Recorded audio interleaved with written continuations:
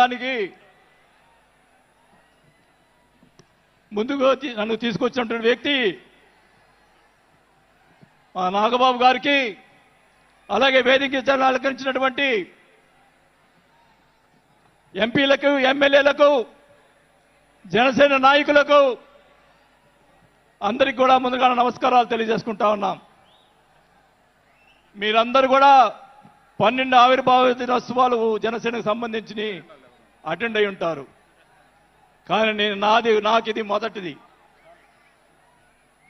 అసలు బాలినేని శ్రీనివాసరెడ్డి అనేవాడు వైసీపీ విడిపోయి బయటికి వస్తాడా అనుకొని చాలా మంది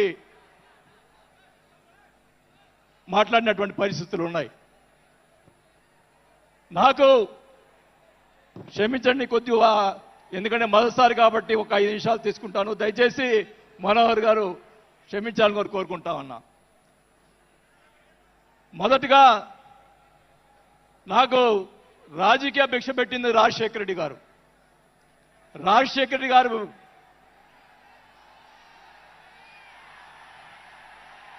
చెప్తాను, వినండి వినండి వినండి. నాకు రాజశేఖర రెడ్డి గారైనా ఎన్టీ రామారావు అయినా నాకు ఇష్టం. మీరు దయచేసి వినాలా. నేను నిజాలు చెప్తాను, పిఠాపురం సాక్షిగా అన్ని నిజాలే చెప్తాను. వినాలా, నాకు జరిగిన విషయాలు కూడా చెప్తాను.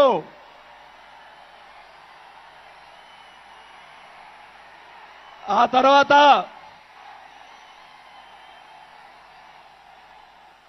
ఆయన జగన్మోహన్ రెడ్డి గారు పార్టీ పెడితే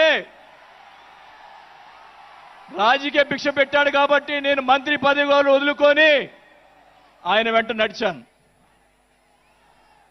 నేను 4 సంవత్సరాలు, మనోహర్ గారికి తెలుసు, 4 సంవత్సరాలు మంత్రి ఉంది నాకు. అయినా కానీ నాకు రాజకీయ భిక్ష పెట్టాడు కాబట్టి, మానవత్వం అనేది ఉంది కాబట్టి నేను ఆ రోజు ఆయనకి తలిచాను. కానీ ఏం జరిగింది, నాకు మంత్రి వదిలిపెడితే మంత్రి ఇచ్చి మంత్రి తీసేశాడు. అవన్నీ నేను కూడా బాధపడిన, నేను మంత్రి అనేది ఐ డోంట్ కేర్. ఆ రోజు 4 సంవత్సరాలకే వదిలిపెట్టాను. నేను ఒకటే చెప్తా ఉన్నా, మన వంశీ గారిని ఆయన చెప్పాడు కదా, మన ఈయన సినిమా యాక్టర్, ఆయన పేరేంటి, పోసాని మురళి గారు, వాళ్ళని అరెస్ట్ చేస్తే ఈయన పోయి జగన్మోహన్ రెడ్డి గారు పోయి వాళ్ళని పరామర్శిస్తాడు. నేను ఒకటే చెప్తా ఉన్నా, రఘురామకృష్ణరాజు గారిని నిన్ను ఏదో మాట్లాడితే ఆయన లోపల పెట్టించి, కుదగొట్టించి, కాలు చేతులు ఎర్రగొట్టించి లోపల పెట్టించావే. 17 సంవత్సరాలు ముఖ్యమంత్రిగా చేసినటువంటి చంద్రబాబు నాయుడు గారి కుటుంబాన్ని, భార్య గురించి మాట్లాడితే వాళ్ళకి బాధ కలగదా అని అడుగుతా ఉన్నా. ఆ రోజే నేను ఖండించాను, నేను అసెంబ్లీలో ఆ రోజే. అలాగే మన నాయకుడు పవన్ కళ్యాణ్ గారు, ఆయన గురించి మాట్లాడావు పోసాని మురళీకృష్ణ గారు. ఆయన కళ్ళైన చేస్తుంటే లక్షలాది మంది జన సైనికులు నీకు తుప్పు తుప్పుగా రాలగొట్టేవాళ్ళు. ఆయన మౌనం వహించారు. నేనైతే చెప్తా ఉన్నా, కుటుంబాన్ని అలా మాట్లాడారు కాబట్టి వాళ్ళని 9 నెలలు, ఇంకా 9 నెలల తర్వాత అరెస్ట్ చేశారు. నేనైతే గవర్నమెంట్ ఇచ్చిన మరుసటి రోజే లాఠీతో రాలగొట్టించి లోపల వేయించేవాడిని కూడా ఈ సభకు అర్థం చేసుకుంటా ఉన్నా. చేసినటువంటి దుర్మార్గాలు ఎక్కడ పోవు, దుర్మార్గాలు ఎక్కడికి పోవు. ఒకటే చెప్తా ఉన్నా, నేను 5 సార్లు ఎమ్మెల్యే, 2 సార్లు మంత్రి అయినా కూడా, నేను ప్రతిపక్షంలో ఉన్నప్పుడు కూడా మన నాయకుడు పవన్ కళ్యాణ్ గారు వైసీపీని ఒకరోజు అందరినీ తిడుతూ, ఒక బాలినేని శ్రీనివాసరెడ్డి గారు లాంటి మంచి వాళ్ళు ఉన్నారని చెప్పి ఆ రోజు చెప్పిన రోజే నేను జనసేనలో చేరి ఉండాలి అని కూడా తెలియజేసుకుంటా ఉన్నా. ఆ రోజు చేరకపోవటం నా దౌర్భాగ్యం. నేను ఈరోజు చెప్తా ఉన్నా, స్పీచ్ 9 నెలలు అయిపోయిందమ్మా ఇవ్వటం, అందువల్ల గొంతు ఇది అయిపోయింది. దయచేసి నేను మీ పిఠాపురం సాక్షిగా నిజాలే చెప్తా ఉన్నా. గవర్నమెంట్ వచ్చిన తర్వాత చిన్న చిన్న కార్యకర్తల మీద కేసులు పెట్టి లోపలేశారు. వాళ్ళని కాదండి లోపలేయాల్సింది, కోట్లు సంపాదించున్నారు, వాళ్ళని ఇంకా లోపలేలా. అదే నా బాధ. స్కాములు చేస్తున్నారు, కార్యకర్తలు పట్టించుకోలేదు. కోట్లు సంపాదించి ఈరోజు రకరకాలుగా మాట్లాడుతూ ఉన్నారు. పవన్ కళ్యాణ్ గారి గురించి మొన్న మాట్లాడాడు జగన్మోహన్ రెడ్డి గారు. ఏదో కౌన్సిలర్ అన్నాడు, ఏదో అన్నాడు. అయ్యా జగన్మోహన్ రెడ్డి గారు, మీ నాన్న దయతోటి నువ్వు ముఖ్యమంత్రి అయ్యావు. మీ నాన్న అంత అడ్డు పెట్టుకొని మా నాయకుడు, ఇప్పుడు జనసేన నాయకుడు పవన్ కళ్యాణ్ గారు స్వశక్తితో ఈరోజు లక్షలాది మంది అభిమాన పాత్రులు అయ్యాడని గుర్తుపెట్టుకోవాలని కూడా తెలియజేసుకుంటా ఉన్నాం. మీ నాయనతోటి వెనక ఒకసారి ముఖ్యమంత్రి అయ్యావు, ఇంకా చూద్దాం. నేను ఒకటి కూడా చెప్తా ఉన్నా, నేను పవన్ కళ్యాణ్ గారిని కలిసినప్పుడు రాశారు చాలా మంది, కొన్ని పత్రికల్లో మీడియా వాళ్ళు రాశారు. ఏం రాశారు? బాలినేని గారు చాణక్యుడు కూటమిని విడగొడతాడని చెప్పి కొన్ని పత్రికలు రాసినాయి. నేను అనుకున్నాను, నా వల్ల పవన్ కళ్యాణ్ గారికి ఏ ఇది రాకూడదు. నా ధ్యేయం, నా కోరికల్లా ఆయన పైకి ఎదగాలనే తప్ప వేరే ఉద్దేశం లేదు. నేను ఆయన కలిసినప్పుడు ఒకటే అడిగా. అందరూ అనుకున్నారు ఎమ్మెల్సీ ఇచ్చి మినిస్టర్ ఇస్తారని చెప్పి కొన్ని ఇతర పత్రికలు రాశారు. నేను ఆయన ఏమీ అడగలేదు, ఒకటే అడిగా, సార్ మీతో నాకు సినిమాలు తీయాలని సార్ అని అన్నా. నా కోరిక అదే సార్. నేను 5 సార్లు ఎమ్మెల్యే అయ్యా, 2 సార్లు మంత్రి అయ్యా, చాలు నాకు. ఇట్లాంటి బూతులు తిట్టే రాజకీయాలు మాకు వద్దు సార్, మీతోటి ప్రయాణం చేస్తా. జనసేనని నా సాయశక్తులా నేను చేయగలని మా జిల్లాలో 6 నెలల తర్వాత కార్పొరేట్లను చేర్పించాం.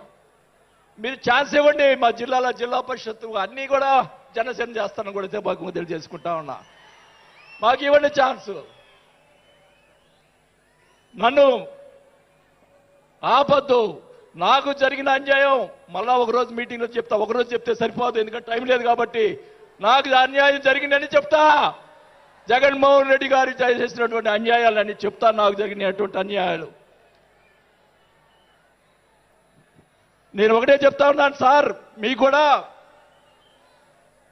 దయచేసి జనసేన కార్యకర్తని చూస్తున్నాను. అన్ని నియోజకవర్గాల్లో ఎమ్మెల్యేలని చాలా మంది గెలిపించారు, కార్యకర్తల్ని జనసేన వాళ్ళని పట్టించుకోవటం లేదు. దయచేసి చంద్రబాబు నాయుడు గారు,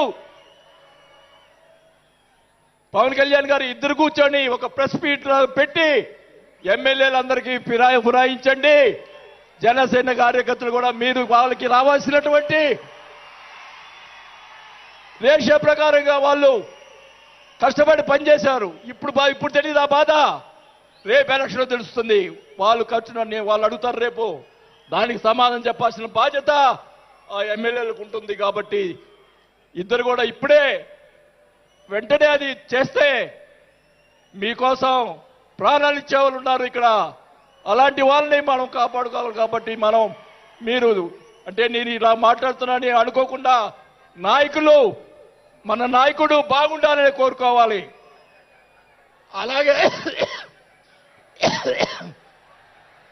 అలాగే మీరు కూడా జన సైనికులు కూడా మీరు కూడా మీ పక్కన వాళ్ళని మంచిగా చూడండి. మన పార్టీ పైకి తీసుకొచ్చేదానికి మన నాయకుడు ఇంకా ఎదిగేదాని కోసం ఇంకా కూడగొట్టుకోవాల్సిన బాధ్యత కూడా మీ మీద ఉందని కూడా ఈ సభాముఖంగా తెలియజేసుకుంటా ఉన్నాం. మన నాయకుడు మనల్ని కాపాడుతాడు. మన నాయకుడిని ఎదిగించేదాని కోసం మీరందరూ కూడా కష్టపడాలని చెప్పి కూడా కోరుకుంటూ, నా ప్రాణం ఉన్నంత వరకు నేను పవన్ కళ్యాణ్ తోటి గారితోటే ఉంటాను. నాకు పదవి వచ్చినా రాకపోయినా పర్వాలేదు, నేను పవన్ కళ్యాణ్ తోటే ఉంటాను. నేను రాజకీయంలో నాకు జరిగిన అన్యాయాలు 1 కాదు 2 కాదు, మా నాన్న ఇచ్చిన ఈరోజు ఛాలెంజ్ చేస్తున్నా పిఠాపురంలో అమ్మవారి సాక్షిగా మా నాన్నిచ్చిన ఆస్తిలోనే నేను సగం భాగం పైన నేను అమ్ముకున్నాను ఈ రోజు అని కూడా ఈ సభాముఖంగా తెలియజేసుకుంటా ఉన్నాం. అయినా కానీ నేను లెక్క చేయను. నాకున్నటువంటి ఇది కూడా నాకున్నటువంటి మా వియ్యంకుడికి నాకున్నటువంటి ఆస్తులు కూడా జగన్మోహన్ రెడ్డి గారు కాజేశాడని కూడా ఈ సభాముఖంగా తెలియజేసుకుంటా ఉన్నా. కాబట్టి అది త్వరగా మీరు చెప్తాను అవన్నీ కూడా తెలియజేసుకుంటూ ఈరోజు మీరు నన్ను దయచేసి ఇప్పుడు ఈ మాట్లాడిన దానికి ఇంకా రేపు ఒకటే కౌంటర్లు వస్తాయి నాకు తెలుసు. ఛాలెంజ్ చేస్తున్నా, నేను ఇది కూడా ఛాలెంజ్ చేస్తున్నా. చంద్రబాబు నాయుడు గారు కూడా అడుగుతా ఉన్నా, మొత్తం మొన్న జరిగినట్టు ఉన్నటువంటి ఎమ్మెల్యేలు అందరి మీద ఎంక్వైరీ, నా మీద కూడా సహా ఎంక్వైరీ చేయండి. ఎవరు అన్యాయం చేశారో, ఎవరు తప్పులు చేశారో, ఎవరు కోట్లు సంపాదించారో మొత్తం బయట పెట్టాలని కూడా ఈ సభాగా తెలియజేసుకుంటా ఉన్నా. ఈ ఉక్రోషం, ఈ బాధ నాకు తెలుసు, మా కుటుంబానికి తెలుసు. మా కుటుంబం ఎంత ఇబ్బంది పడిందో నాకు తెలుసు. కాబట్టి పవన్ కళ్యాణ్ గారు ఆయన ప్రతిపక్షంలో ఉన్నప్పుడు కూడా బాల్యం లాంటి మంచి వాళ్ళు అని అన్నప్పుడే నాకు ఆ రోజు నేను చేరుండాల్సింది పవన్ కళ్యాణ్ గారిని. కానీ ఈరోజు అది నాకు ఆ రోజు రాత బాగాలేదు కాబట్టి ఈరోజు ఇలా ఉన్నాను. నాకు పోయినా పర్వాలేదు కానీ నేను ఆయన సేవ చేసుకున్నాను. కానీ నా కోరిక, నాకు రాజకీయ పదవి వచ్చినా కాబట్టి నాకు ఒక కోరిక ఏంటంటే పవన్ కళ్యాణ్ గారు నాకు మాట ఇచ్చాడు సినిమా తీస్తానని. ఆ సినిమా తీస్తే చాలని చెప్పి కూడా శ్రీబాబుగా తెలియజేసుకుంటూ సెలవు తీసుకుంటున్నా. జై జనసేన. గౌరవనీయులు తెలంగాణ